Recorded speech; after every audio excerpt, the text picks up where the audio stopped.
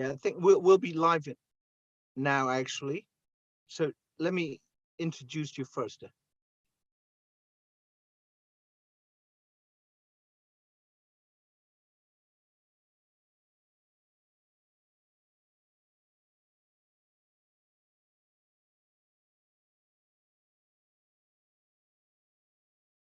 Good afternoon. If you're listening to this FORSEA Dialogue on Democratic Struggles from Europe, it's 1 o'clock in London and 2 p.m.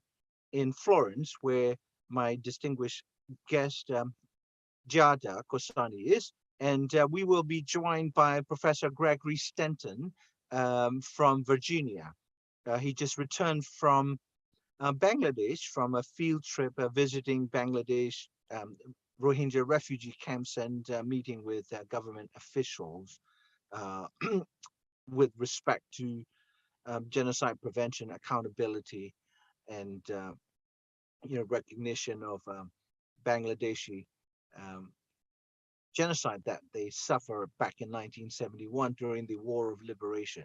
And good evening if you're listening to this FORSEA Dialogue from Southeast Asia and parts of other parts of Asia.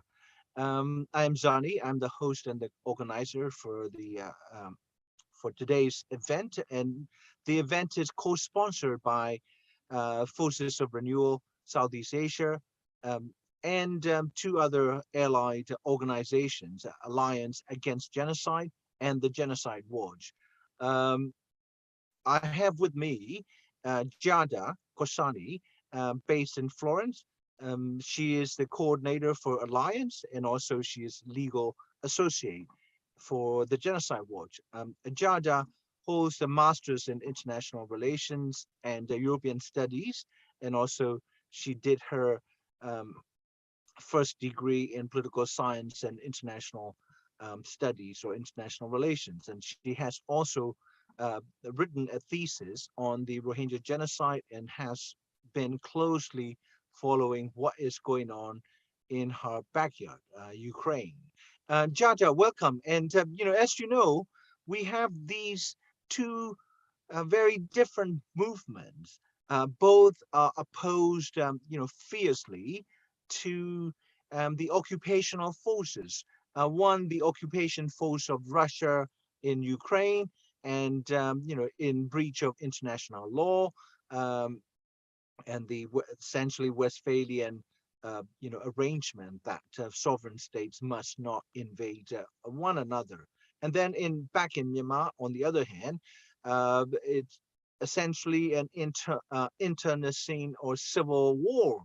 But nonetheless, the regime that is fighting the people's resistance movement is a pariah regime. It has been declared genocidal by the United States, and it is facing the genocide allegations at the International Court of Justice, which is the United Nations principal and highest judicial organ.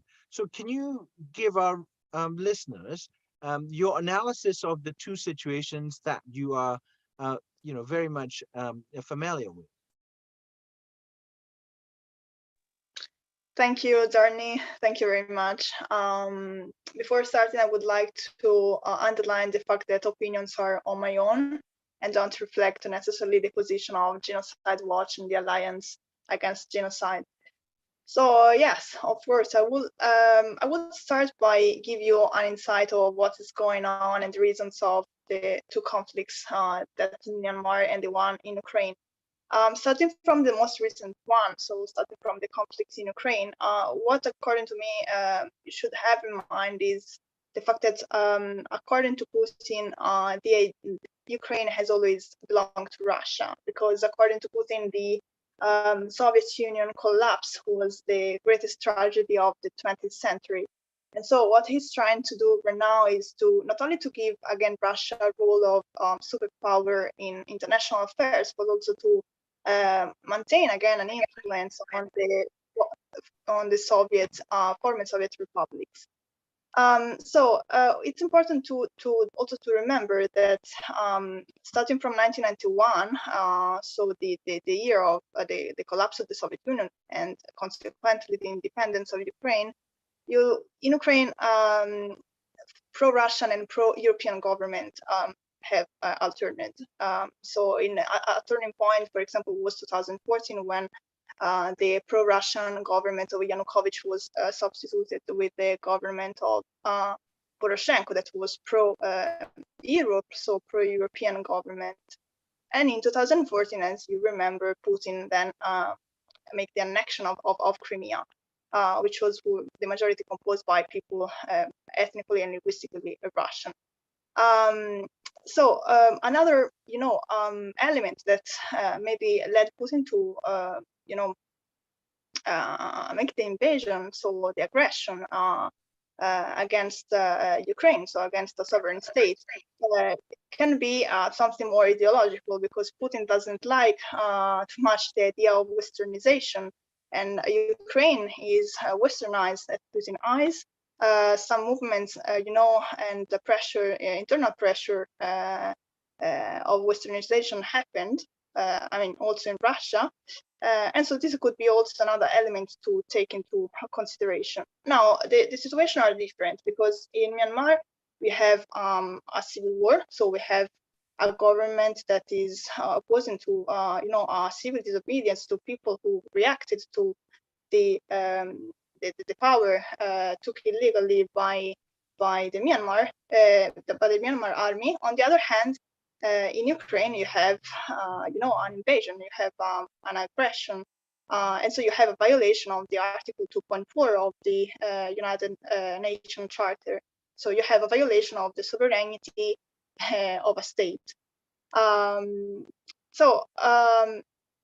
In Myanmar, the coup d'etat that we had on 1st February 2021 is not the first one, because, as you know, also in 1962, with the government, Ne Win took the power. So there was another coup d'etat. And before this coup d'etat of the 1st February,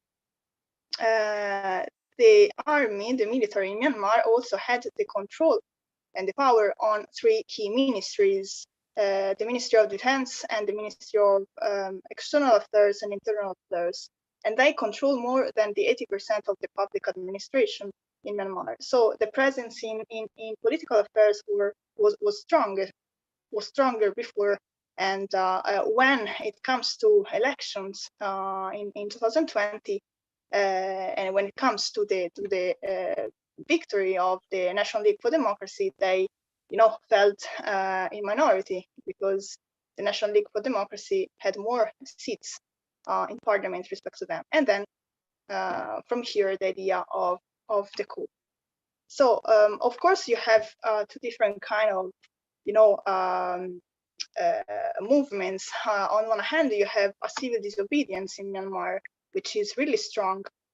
Because the civil disobedience that we are experiencing in Myanmar is driven by democratic consciousness that we have in Myanmar, because people in Myanmar really believed in democracy. In 2020, the elections, they were really convinced that could be the turning point, because the National League for Democracy won the elections. But then when the military took the power with the coup, of course, you had this, strong reaction, because in their mind, there was this idea of democratization. They really wanted it happen. On the other hand, in Ukraine, you have a situation in which people are fighting to defend their land, to defend their homes, to defend their families. You have a situation in which they, also civilians, not only the Ukrainian army, but civilians are fighting against the Russian invasion. So 2 kind of strong movements, but of course, driven by different, situations and reasons and backgrounds. Now, which is the reaction of international community. There is something new also in this regard, because the sanctions against Russia for the invasion of Ukraine are unprecedented. So you don't see another situation, another case in which you can find the number of sanctions against the same number of sanctions that were created for the Russian invasion, so against Russia in this case.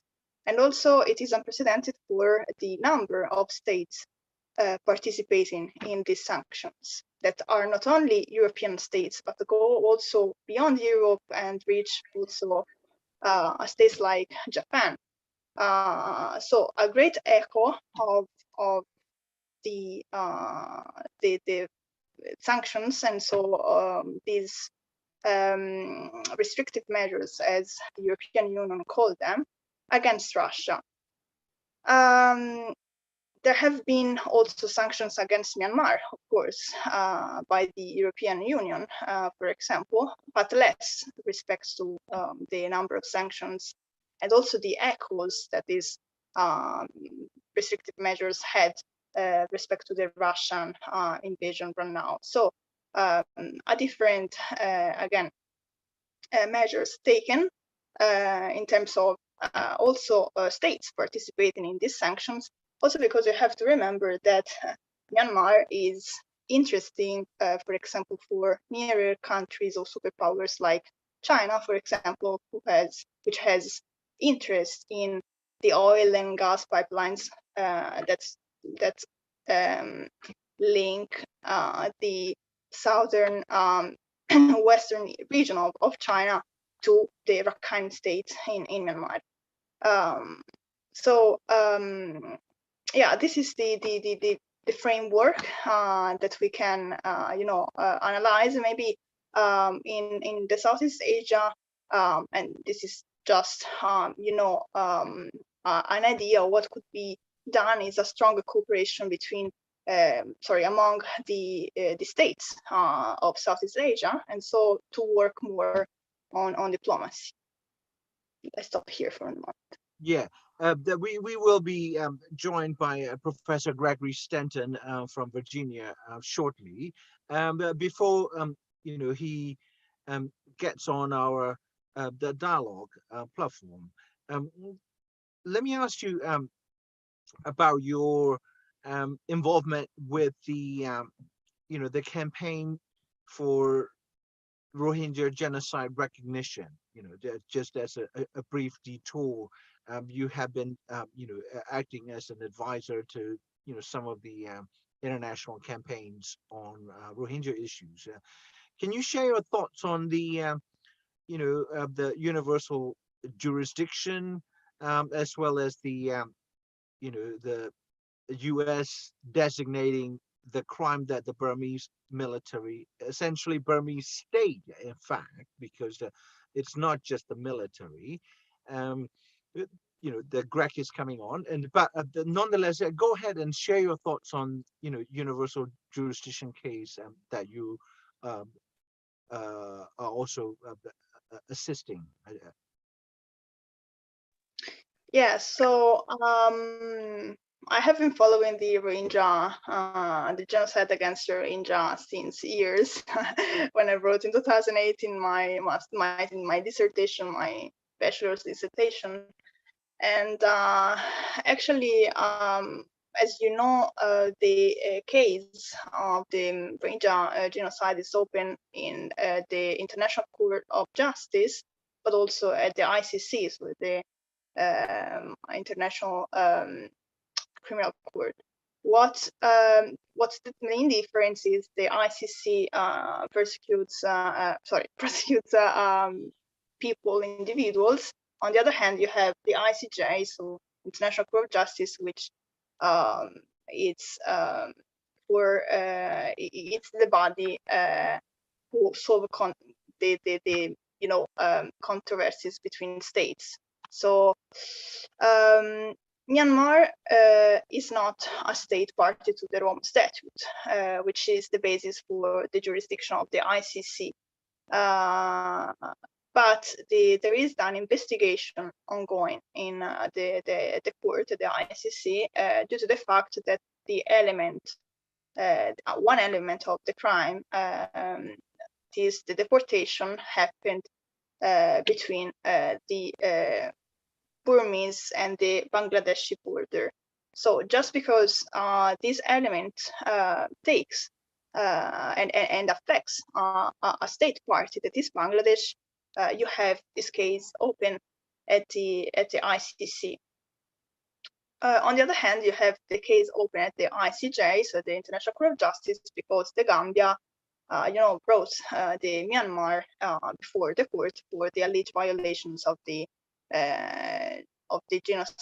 Genocide Convention, the Convention on the Prevention and Punishment of the Crime of Genocide, which at the beginning, started with the provisional measures, which have not been respected at all by the Myanmar, and then you have also another tool for prosecute individuals responsible of international crimes. And I remember that international crimes are crimes against humanity, the crime of genocide, crime of aggression, and the war crimes. That is the universal jurisdiction. The universal jurisdiction is, according to me, a quite interesting tool. Maybe is could be also more. I don't want to say more efficient, because of course courts are efficient, but it's the more immediate, way to prosecute people responsible of international crimes. Because the idea of international jurisdiction is that all states which also cannot have directly links with the atrocities committed, the crimes committed, can prosecute individuals responsible. So one case, for example, regarding the Rohingya, is the reversal jurisdiction opened in the Argentinian courts.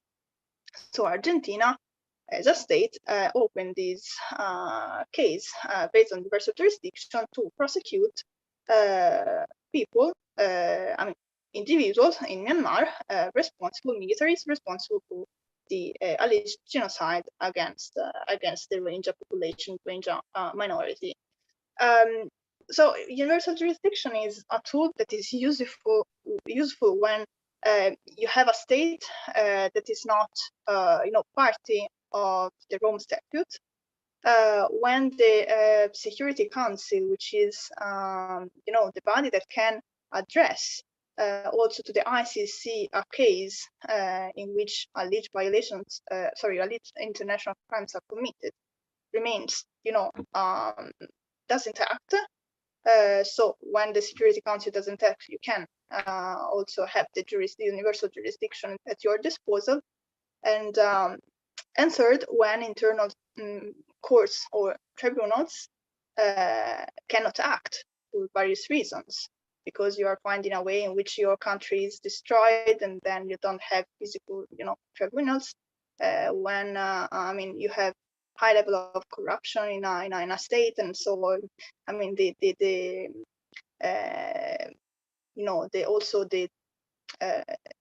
jurisdiction, of course, is not fair, and so on. So universal jurisdiction is, a tool that is began to be used also in other states, not only Argentina. Also in Germany, we had some cases open on the basis of universal jurisdiction to prosecute criminals, war criminals in Syrian. Okay, what happened in Syria. And also in Sweden, we had the same. But on the Rohingya, for the moment, we have just the Argentinian case. And yes, recently, as you said, also the U.S. State Department recognized the genocide against the Rohingya. This is something that is in the complexity of the situation is positive. because there is the need of recognition of this genocide. Because actually, if you know which are the elements of a genocide, also if you read, for example, the 10 stages of genocide of Dr. Stanton, you find those elements that really put a, help in the concretization of a genocide itself. So yeah, sorry, let me just stop you there because you mentioned the 10 stages of genocide, and we've got the gentleman who came up with that a very a simple and yet rather encapsulating the genocide framework. And as to the viewers, that we have the honor of welcoming Professor Gregory Stanton. He may be jet lagged. He just returned from visiting Rohingya refugee camps in Bangladesh, and also participating in the the formal meetings and also seminars at in Dhaka at the Liberation War Museum. Professor Stenton, sorry to wake you up very early. It must be 8:30 in the morning with your jet lag, and so thank you so much for making the time for the discussion. Can I just ask you to share your thoughts on the the situations in Ukraine and also Myanmar? Considering your enormous experiences having lived through different types of the foreign invasions by different countries, not just the US and others as well, and also you're one of the foremost experts on international law with respect to atrocity crimes. And let me stop myself here and ask you to share your thoughts with our viewers. Thank you, Zarni, and thank you, Giada, for very succinctly and very well outlining the various ways in which people who commit genocide can be prosecuted. And I personally agree completely with Giada, who, by the way, has worked with Genocide Watch and also is working currently with the Burmese Rohingya organization that is in the UK. And so both of us are very concerned, of course, about the situation of the Rohingya, and we have, I personally have been very concerned about Ukraine since 1988, when I was first asked to represent some of the independence leaders in Ukraine who'd been arrested by the KGB, by Mr. Putin's colleagues. And in fact, went to Ukraine many times during that period, from 88 to 92, worked with the independence movement there. And as you know, it was a successful independence movement, one that brought about independence for Ukraine. So what I would actually just say is the parallels actually are pretty dramatic here. I think the outcome of both of these revolutions is going to be that each of them is going to oust the totalitarian forces that have taken over their countries. I think in both cases, you have the people rising up against the dictatorships that have oppressed them for so long, and in fact are still oppressing them in Myanmar, and haven't ever really let up. In Ukraine, there was this period now for over 20 years of independence, and now Mr. Putin and the KGB are trying to take back Ukraine. They are going to fail. The reason they will fail is because the people will fight back and the people will win. Now that's just, of course, an overall political view of it. I think that you actually know much more about Myanmar and the politics in Myanmar than I do, Zarni. So I would defer to you in your estimates about that. But I really do agree with Giada. I think the future of enforcing the Genocide Convention is going to turn out to be universal jurisdiction, because it's pretty clear now that the ICC with its limited numbers of states parties, cannot prosecute a lot of the people who have committed genocide because they keep their states from ever ratifying the Rome Statute. And because the UN Security Council is typically paralyzed by the great power veto, by the Perm 5 veto. It's allowed for prosecution in the ICC of two cases that were referred by the Security Council, namely in Darfur and also in Libya. But that's really pretty weak because it boils down to that the people who have been in other states, take Syria, for example, which is also not a party to the Rome Statute, you can't touch them because Russia will veto, and so will China. They'll veto a referral by the UN Security Council to the ICC. So you can't get them. And so, I think the people who run Syria, who are genocidists, will walk free. In fact, Mr. Putin's even recruiting Syrians to go and fight against Ukrainians. It's the empire of evil that used to be referred to. So what we have instead, I think, is a very interesting development. That is, Germany, as you know, has recently convicted a torturer from Syria who happened to go to Germany. He was physically there, and some of his victims were also in Germany. And so they were able to get the prosecutor in Germany under Germany's universal jurisdiction statutes to prosecute this man in Syria and convict him. Well, I think that is the future, because what a lot of people don't know about universal jurisdiction is there are a lot of states that have it over genocide. The United States has it, Canada has it, most of Western Europe has it, Australia has it. In other words, if any of these people set foot in one of those countries, and in most of those countries, they do require actual physical presence, which means no trials in absentia. But a lot of these characters do wind up, traveling to some of these places. And in fact, when universal jurisdiction was applied or attempted to be applied by South Africa, when Bashir decided to go and visit South Africa, the Supreme Court of South Africa ordered him arrested, and he escaped by the skin of his teeth. I mean, he was at the airport and had to get on a plane and flee from South Africa because South African police were about to come and arrest him, and he would have been put on trial in South Africa. Now, that's what we need to do with these genocidists, with these people who commit these terrible crimes, because these are not just crimes against states. These are crimes against humanity, against all the people of the world.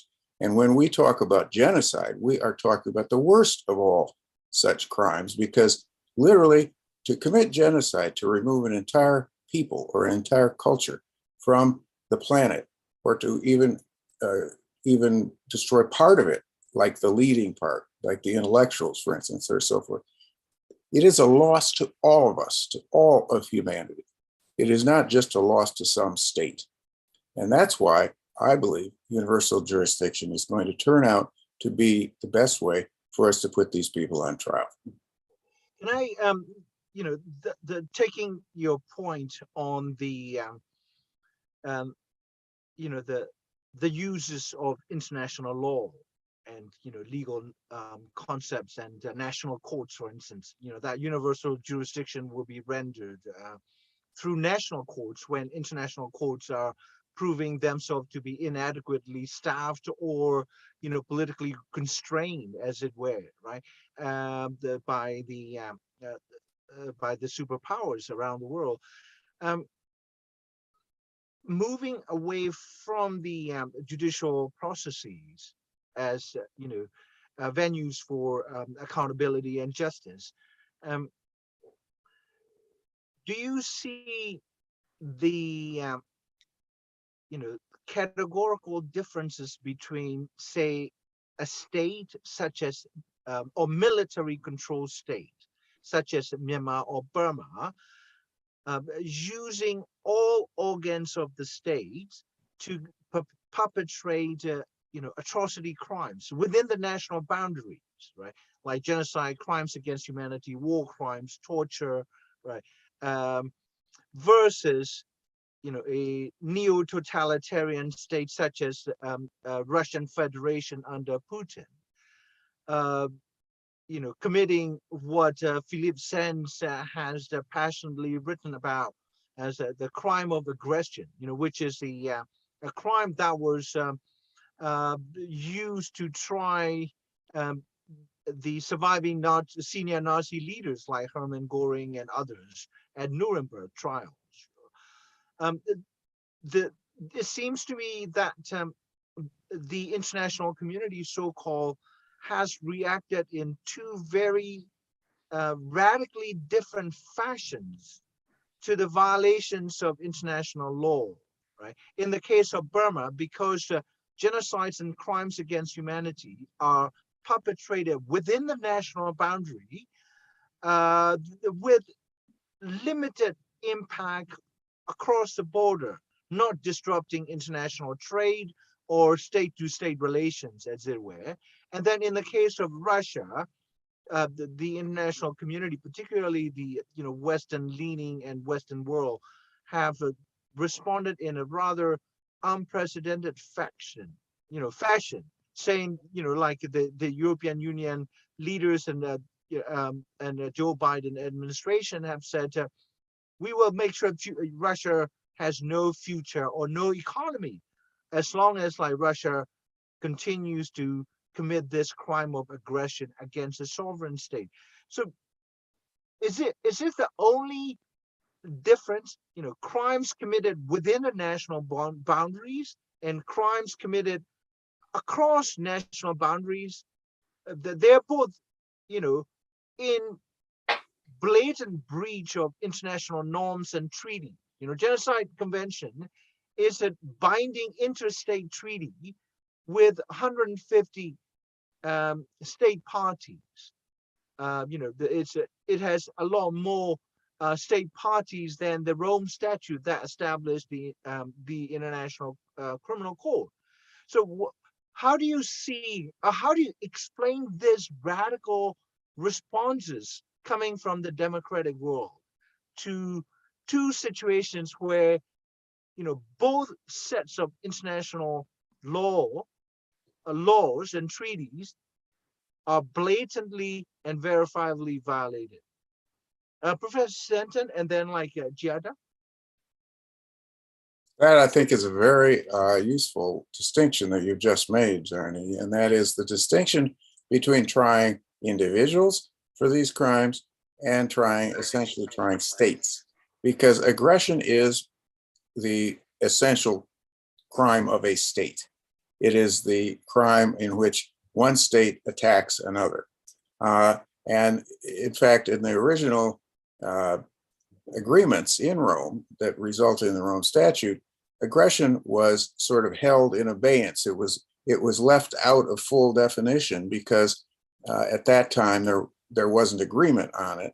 Wasn't even a definition that everybody agreed on. But now there is. And aggression is part of the jurisdiction of the International Criminal Court now. But the thing about aggression is, in the International Criminal Court, you can try individuals, but you can't try states. Whereas it's really states that need to be put on trial for aggression. That is why, in my view, the International Court of Justice is really not particularly helpful, because it is a UN body. And the UN body is a body of states. And it's not a body of peoples. It says it is at the beginning of the charter, but in fact, it is a body of nation states.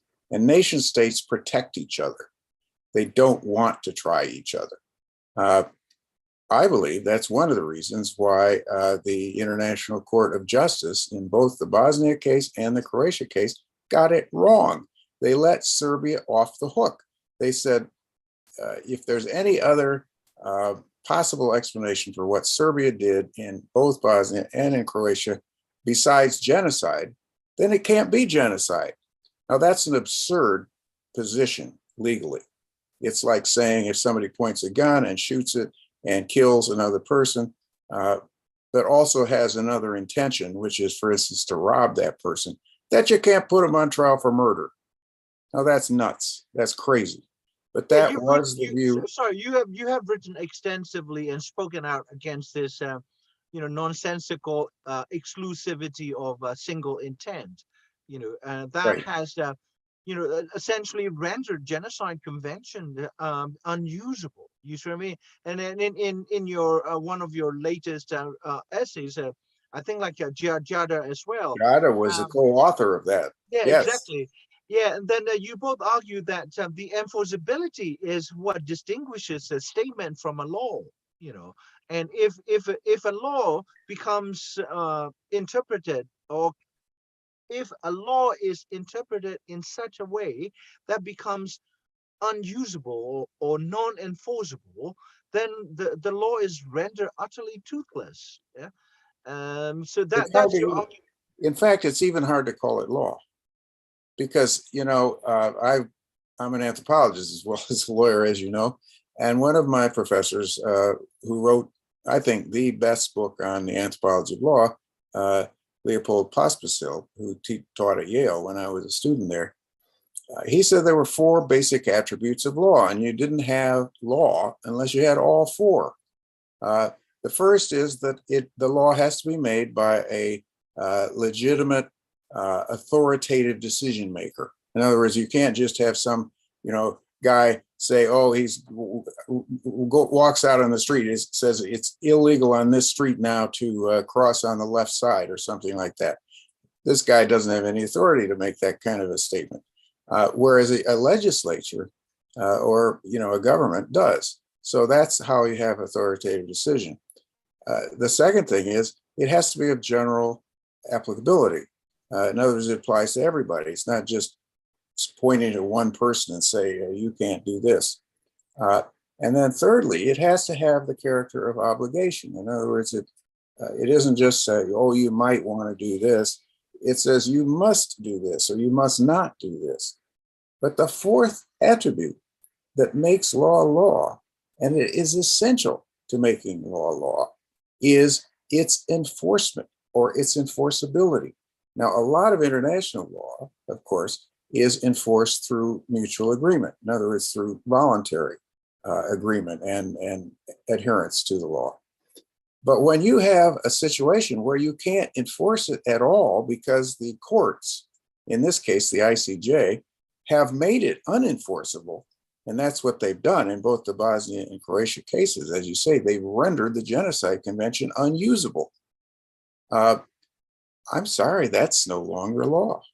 And in fact, I remember when I first began all this work back in 1980 on the Cambodian genocide, no one had ever been convicted of genocide.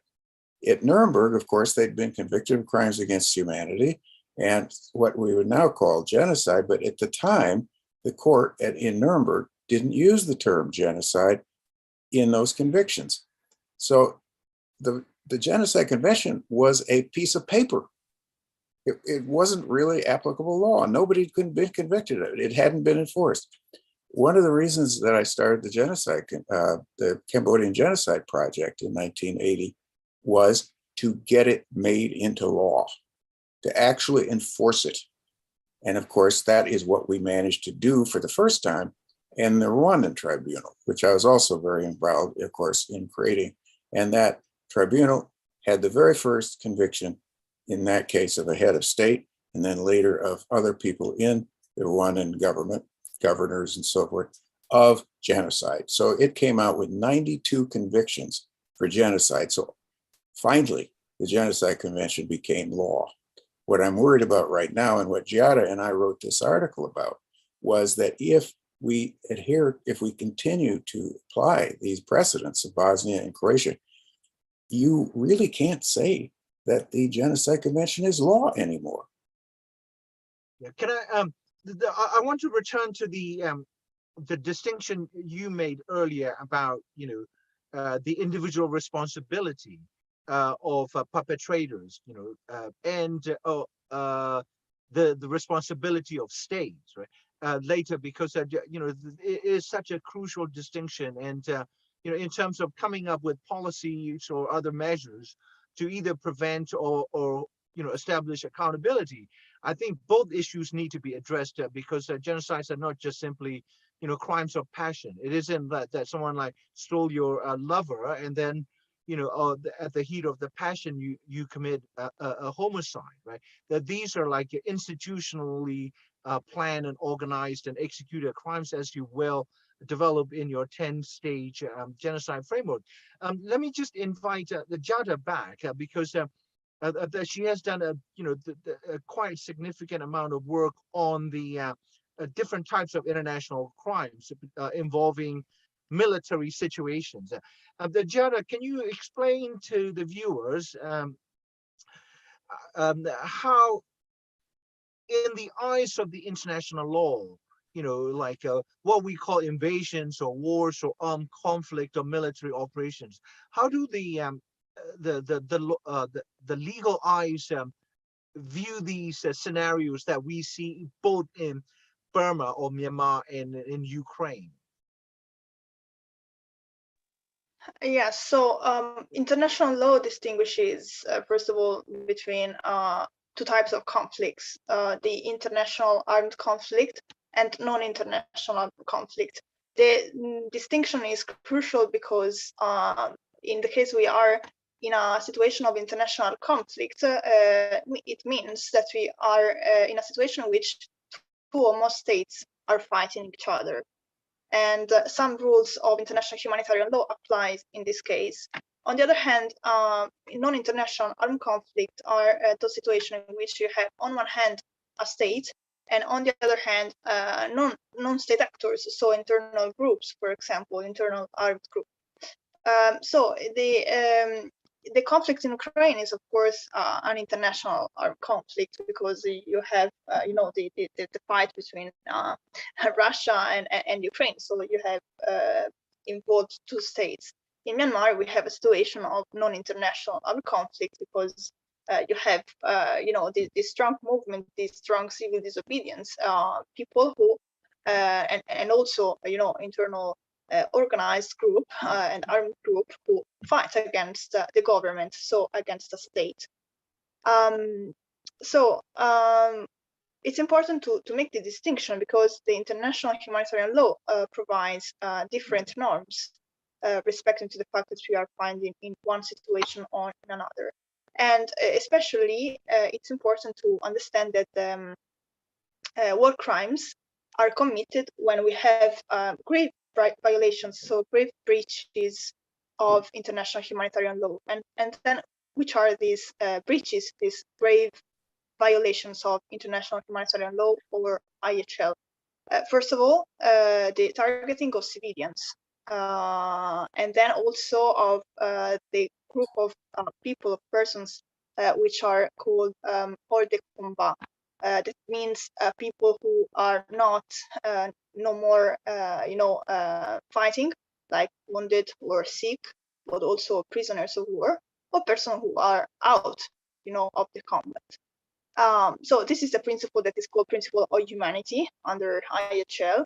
But then you have also another group of principles which regards the conduct of hostilities, which must be respected in international humanitarian law. These are the principle of distinction, for example, so to distinguish between who is a combatant and who is not a combatant, the principle of precaution, and the principle of proportionality, which is actually one of the most violated one in the current conflicts. And also there is another one, which is the principle of limiting the methods and means of combat, like, for example, which prohibits the use of such armaments, like, for example, chemical weapons. So in Ukraine, we have a situation of international armed conflict for which the norms of IHL that can be applied are the 4 Geneva Conventions, and the first additional protocol of 1977. From a report of the Office of High Commissioner for Human Rights, a recent report of 2 weeks ago, actually the Office of High Commissioner for Human Rights states that alleged war crimes are committed in Ukraine. Because in Ukraine you have a situation in which the Russian army opened the fire against civilians, opened the fire against Pacific protesters, and also in Mariupol, an hospital number 3 was destroyed, and unfortunately, almost all people who were in the hospital were killed or injured. So these are violations of IHL, because you open the fire with a consciousness that these people are not combatant. You open the fire against civilians, so you really violate the first, the basic norms and principles of IHL, of international humanitarian law. On the other hand, in Myanmar, there are alleged war crimes again, but here you have a situation of non-armed conflict. And so in this case, the 4 Geneva Conventions don't apply, but just one article, the common Article 3, the Geneva Conventions apply in case of non-international armed conflict. Actually, there is also the second additional protocol that can be applied to non-international conflict, and this is in case of which the conflict, the non-international conflict reaches a certain threshold, a high threshold, for which the armed group that is fighting against the government reaches certain control of the territory, and also a certain responsible command. But the point is that Myanmar has not ratified the second protocol. So the second protocol doesn't apply in the case of Myanmar, of the internal conflict that we have in Myanmar. Now, which is the response? How can war criminals tried? The ICC, is the court that can prosecute people who individual responsibility for these crimes, because ICC has jurisdiction on war crimes, in addition to the crime of genocide and the crime against humanity and aggression. But Ukraine actually has not ratified the Rome Statute, but he asked some years ago. Actually, he accepted voluntarily, in a voluntary way, the jurisdiction of the ICC on the basis of Article 12.3 of the Rome Statute, which I repeat is the basic, is the basis for the jurisdiction of the court. And the Article 12.3 of the statute, and I quote, says, if the acceptance of a state which is not party to the statute is required under paragraph 2, that state may, by declaration lodged with the registrar, accept the exercise of the jurisdiction by the court with respect to the crime in question. The accepting state shall cooperate with the court without any delay or exception, in accordance to Part 9. So, especially the last part means that if the ICC institute an arrest warrant for Russian commanders, for example, or generals, the Ukraine is obliged in this case to cooperate with the court, with the ICC, by executing the arrest warrant and hand the person, so the general or the commander, over to The Hague, in case Ukrainian tribunals cannot try in domestic court. So this is for the principle of complementarity of the court. On the other hand, Myanmar has not ratified the Rome Statute, and honestly, I see it more difficult for the ICC to prosecute war criminals, what concerns the situation in Myanmar, because you have a situation in which the current investigation at the ICC has been opened on that element of deportation that regards the alleged Rohingya, the alleged genocide against Rohingya, you know. So you have this element of deportation which links, in a way, a non-state party, the Myanmar, with a state party, Bangladesh.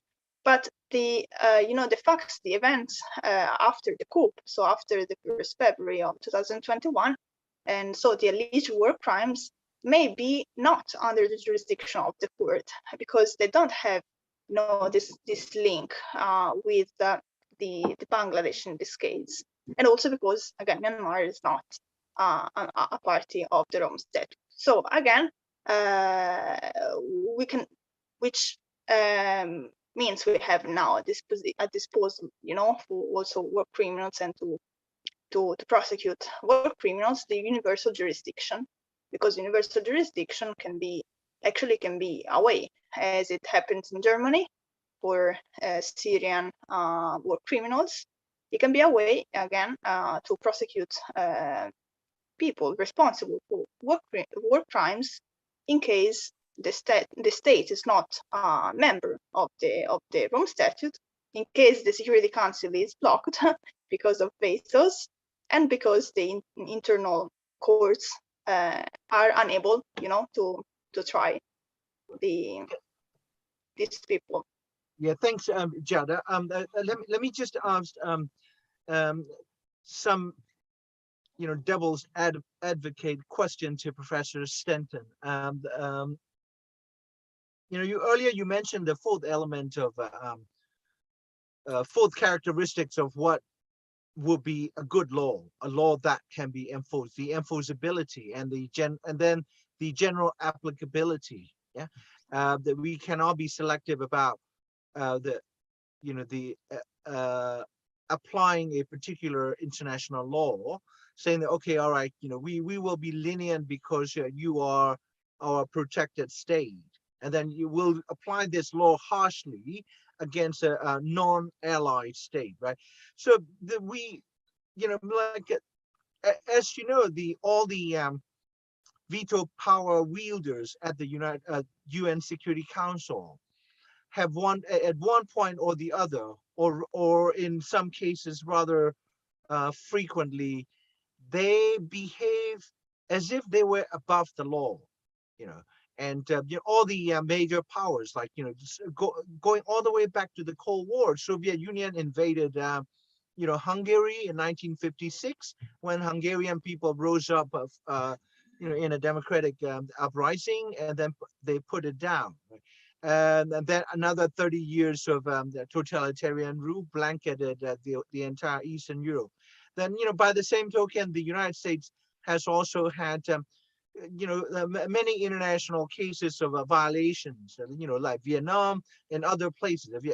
And then the second invasion of Iraq that has caused an international outrage under George W. Bush and Cheney administration. And now then the Tibet situation, China snatched it. It's like Tibet was the early Crimea, insofar as the Communist Party of China is concerned. Now we have Russian Federation here, and so if these super states, behave as if they were exceptional, they were exempted from the application of international law, right? Whether Myanmar being protected by China and Russia, and then Russia acting as a criminal state, committing a crime of aggression against a weaker, smaller neighbor without any provocation. What kind of impact does it have on the international law and the so-called rule-based order when we have, 5 most powerful countries that have routinely flaunt international law and norms when doing so suits their geopolitical and economic interests? I think what you point out is that the UN is set up for impunity. it's set up for impunity for the Perm Five, for the five veto-wielding states in the Security Council, because it requires unanimity among the five Perm Five members for any action by the Security Council to be effective. And that means if one of them disagrees, it's called a veto. In other words, the UN was set up with a fatal flaw from the beginning, this veto of the Perm Five members. And you're absolutely right to point out that each of them has used that fatal flaw for its own purposes. As you pointed out, I mean, the Soviet Union used it again and again against its satellite states in Eastern Europe. The US has used it again and again in invasions of various countries. Vietnam, of course, we had many war crimes that were never prosecuted. We had in Guatemala a genocide that was literally promoted by the US, where the arms given to the Guatemalan government came from the US. We also had other genocides in which the UN was directly supporting the genocidists, the people committing the genocide. Another one is one I just came back from Bangladesh to commemorate, and that is the 1971 Bangladesh genocide, in which up to 3 million people were murdered, slaughtered by Pakistan. But why did they get away with it? Because Pakistan was being protected by China and also by the United States, which was actually supplying arms to the Pakistani army to carry out this genocide. So you're right, we have impunity. We have a case in which these states have reserved to themselves a special place in the international order that says, well, this may be international law against you, but it really doesn't apply against us. I believe that the Perm Five veto should be abolished. I've thought it was the fatal flaw right from the beginning. The World Federalist Association, by the way, saw that immediately and denounced it. And the other reason why it needs to be abolished and why we have to find a way around it is it means that in cases like aggression, the Security Council is powerless. The first time we saw that was in Korea, where North Korea had invaded South Korea, and Russia was protecting North Korea. At the time, and Soviet. Soviet Union, was protecting North Korea.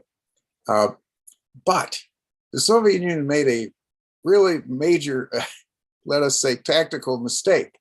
They walked out of the Security Council. So they were not there to exercise their veto. And this is before Communist China had taken the seat of China. It was still nationalist China. And so the US pushed through the Security Council the so-called Uniting for Peace resolution, in which then the Uniting for Peace resolution is still law. It's been applied 13 times. The US said, and so did all of the states that voted for it, if the Security Council is paralyzed by the veto, by one of the Perm Five vetoes, 9 members, that is a majority of the Security Council, can vote to refer the matter to the General Assembly, which will then have the power to recommend to the Security Council that it take forceful action, and there is no veto allowed. So what it boils down to is it's a way around the veto. The General Assembly, in other words, has powers granted to it by the Security Council in the Uniting for Peace resolution that have been tried 13 times. The first time was in the Korean conflict.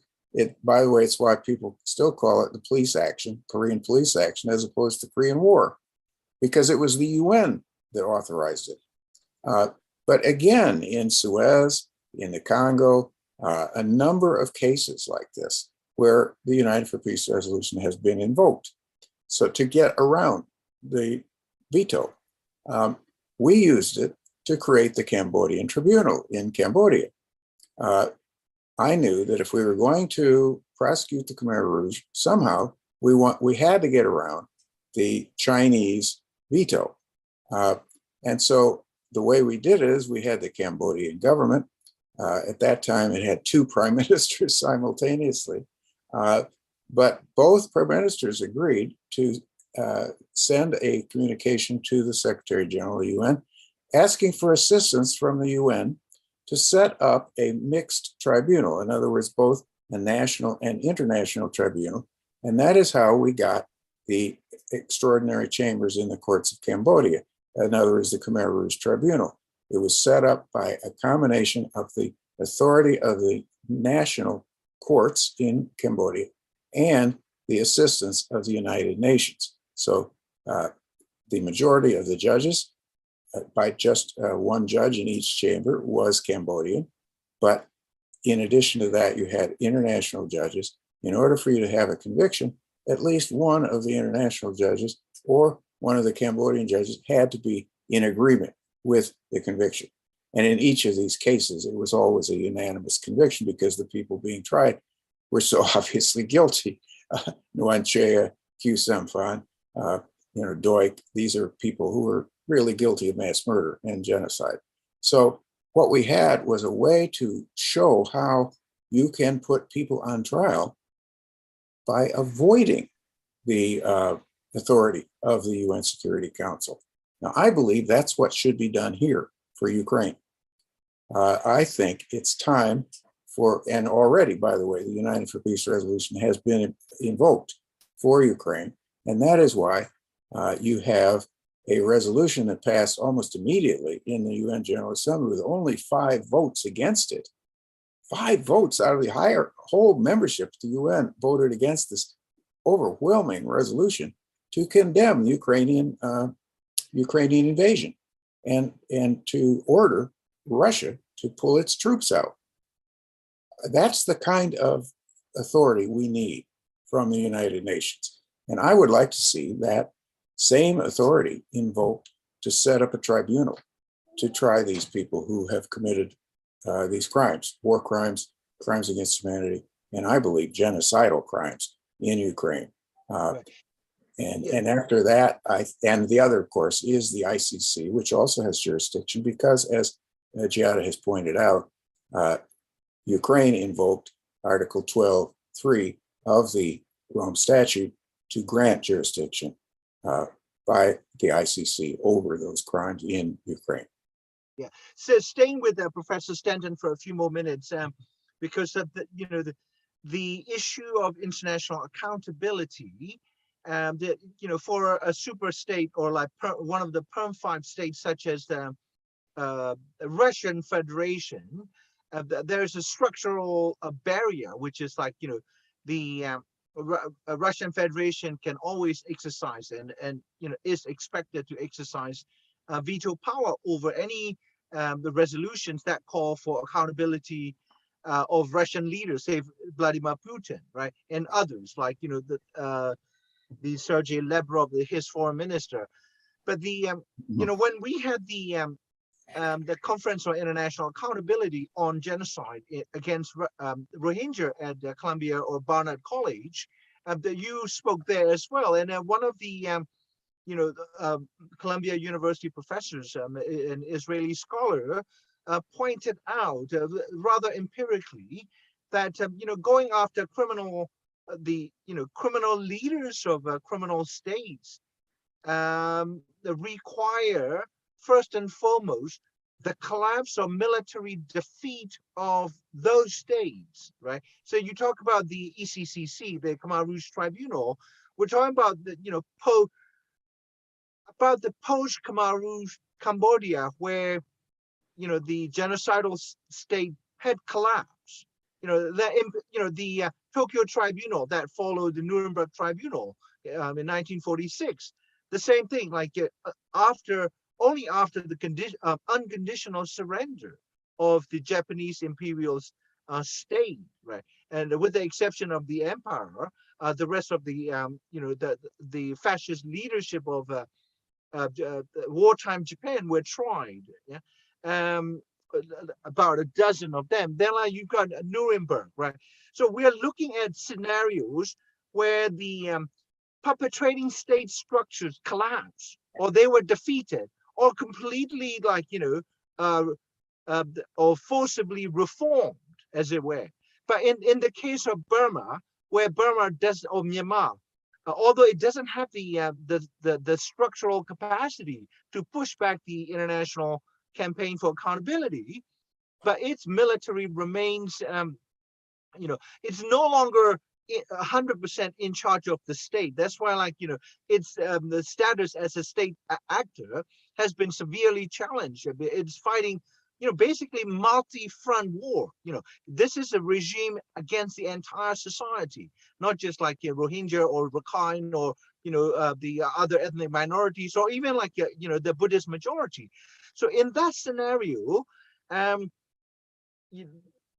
do you think that it would be a bit premature, as emotionally satisfying as it would be, to say that we need to try Commander-in-Chief Min Aung Hlaing and his cohorts at the Argentinian court or the ICC or other places, whereas in fact the institutions and the structures they have weaponized against the people remain intact. That's why I think I was rather unsatisfied with the U.S. Secretary of State's genocide determination. Leaving aside the long overdue nature of this determination, the United States not actually, pushing to change or to empower the forces on the ground that are determinedly trying to change those structures, so that those structures no longer serve as the weapons of genocides and war crimes and tortures, right? Whereas in fact, in Ukraine scenario, the United States and NATO have mobilized the public opinion around the world, mobilized resources, essentially declare war, economic war against Russia, right? So because it's like, we will make sure that Russia does not have a bright economic future. That is a declaration of war without the airplanes flying over Moscow, right? So in those scenarios, I see major flaw in Western policies with respect to dealing with the genocidal structures and states of Burma, vis-a-vis, the West's support for the Ukrainian resistance. Both resistance have the exactly, or I wouldn't say exactly, but very similar objectives of, liberating the people from either foreign aggression or foreign occupation or internal aggression by the very military that ought to protect the people, and yet are perpetrating these crimes. And so, may I invite your thoughts on this institutional nature of the crime and the weaknesses of Western policies not to tackle them? I very much agree with your analysis. What you've just pointed out is the interrelationship between politics and law. Namely, if you don't have a political will to enforce the law, then the law really isn't effective. And that's what we've got with both of these situations. In the Ukraine situation, you have aggression, but it's aggression by a nuclear power that has even threatened to use nuclear weapons. And so NATO is not willing to really directly intervene here to try to drive back the Russian troops. Instead, it is arming the Ukrainian army to try to push back the Russian troops. And whether or not the Ukrainian army succeeds, may I predict that Russia will never be able to govern Ukraine, because they have driven Ukrainian people into such opposition to Russian rule that they will never obey. You'll have way more opposition that was ever existed in the satellite states of the Soviet Union, like Hungary and Czechoslovakia Republic. I just know the Ukrainians. I know them very, very well, in fact, and they will resist. Well, I think that that should be the policy also for Myanmar. It is time for our pro-democracy, supposedly, states to be supporting the anti-junta forces in Myanmar with weapons, with the kind of force that we need to have them succeed, with training, the whole works. What are we doing instead? we're allowing states like Israel, like other countries, to actually provide the junta continually with weapons, to sell them weapons. And China, of course, is also selling weapons to Myanmar.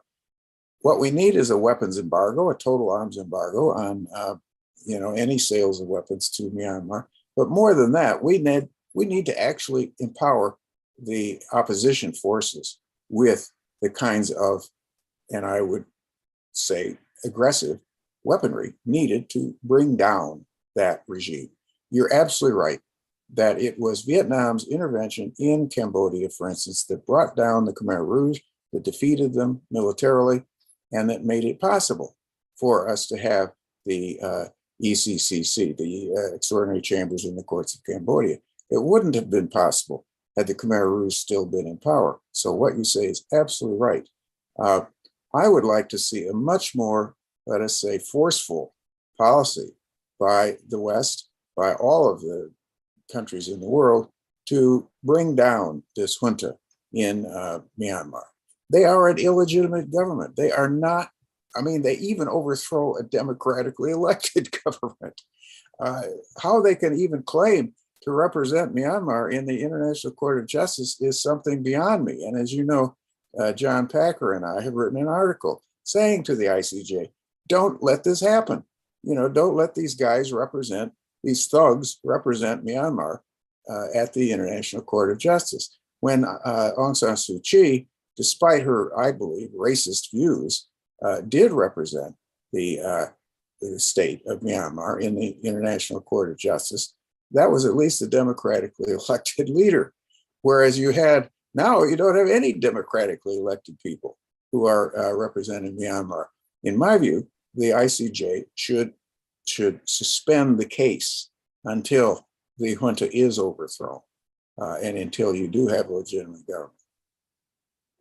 Giada, let me give you the last word that you've been waiting. The young people of, say, Myanmar or Ukraine, you can tell that in both cases, it is, in Ukrainian scenario, there are many men and women, Ukrainian women, in their 20s and 30s taking up arms, forming a militia or civil defense or resistance, right? And then by the same token, the Burmese also are doing the same thing, like, hairdressers, beauty pageants, musicians, young doctors, engineers, everybody, it's just not just, it's the thousands of civil disobedience movement participating civil servants in Burma, but the university students and, people from all walks of life, even like non-universities attending youth, have taken up arms. So as a young legal scholar from Italy, when you read or watch the news of young Burmese Generation Z or Generation Z, taking up arms, what kind of reaction do you have for people fighting for their own liberation when the international institutions, including or starting with the United Nations, have failed them? Not last year, not 3 years ago, over the long decades. And that's a great question. They are so brave. They are really risk their lives for their freedom, also freedom of speech, freedom of opinion. And you find yourself in front of repression, in front of violence, just to speak and just to say your opinion. I admire them, actually. It's really crucial that they raise their voice in order to make the world know about what is happening, both in Myanmar, and also to express their opinions in Russia. But what you see is oppression, you see repression, you see people killed in mass. And I would like also to underline the fact that social media, for example, could be a useful tool also to spread the voice, and to let the world know about what is happening. The problem is that sometimes in these states, social media have been like a kind of double-edged sword, because okay, on one hand they are useful tool, again, to spread their voice. On the other hand, we should see how they are used, because, for example, Facebook in Myanmar is, had a great contribution for hate speeches against the Rohingya, and so the social media, according to me, should stop and prevent hate speeches and hate, these sentences of hatred against a minority, and should protect these young people who and their opinions, and so protect the freedom of speech and the freedom of opinion in also those states who are not so much democratic as the Western. So social media are important, but on the other hand, they must pay attention to really to favor speeches of personal opinion and a desire of democracy or liberty, and on the other hand, really to prevent those speeches that really foment and also rise the hate against a minority, and could also bring to the commission and to the participation in crimes like the genocide against the Rohingya, for example. So yeah, that's my opinion. It's also the opinion of the organization she works for, namely the British Rohingya organization of the UK, because as you may know, they are suing Facebook in British courts. That's right. That's right. And it's often Facebook's being sued for that role, for that being, in a sense, aiding and abetting the genocidists in Myanmar by allowing their platform to be used for hate speech and for this kind of incitement to commit genocide, which is a crime. And anybody who says that's free speech doesn't know anything about First Amendment or, free speech law. And that is that incitement to commit crimes are never protected speech. Never, not under any circumstances that I know of in any country. And so, this should be outlawed.